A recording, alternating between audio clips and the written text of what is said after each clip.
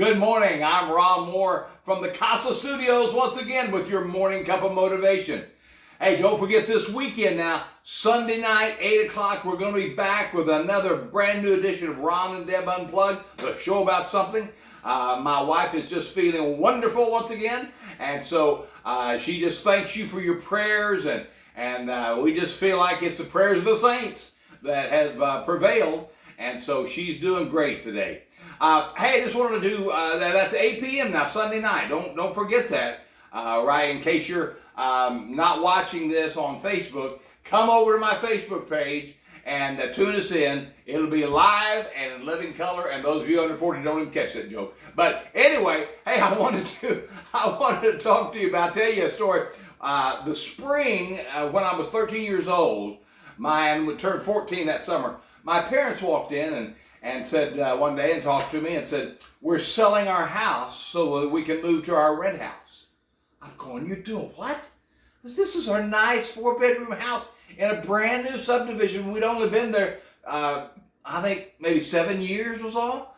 And I said, but Daddy, none of the cool kids live over there. And so, Ronnie, we're going to enlarge it. We're going to remodel it. And we're going to move there. I said, "But why, Daddy? The cool kids live here." And he said, "Ronnie, I want to get out of debt." And you know, as a 13-year-old, that made no sense at all. Getting out of debt. Ooh, but does it ever sound sweet to the ears now? Out of debt. Well, in essence, also what he was saying was, I don't want to have to keep working so hard.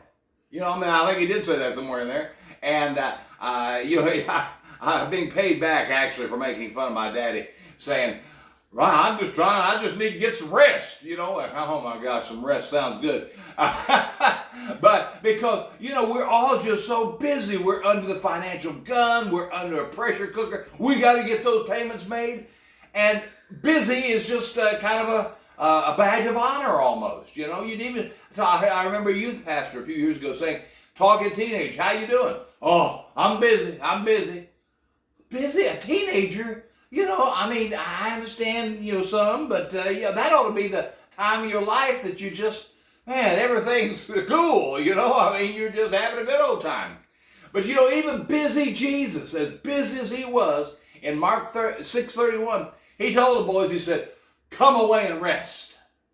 And so maybe you need to do that this weekend, as a matter of fact. He said, "Come away and rest." Now, remember, busy Jesus, when did he not have the multitudes, you know, what is Grady Nutt used to say, he got up and said, "Morning, multitude." And, you know, I mean, the multitudes that were needing to talk to him, needing him to touch them, needing him to feed them, you know, not to mention then the hassle he was constantly getting from the Pharisees and Sadducees.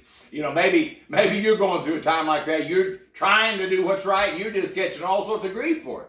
Well, in the midst of that, remember, in the midst of all that busyness, Jesus said, "Come away and rest."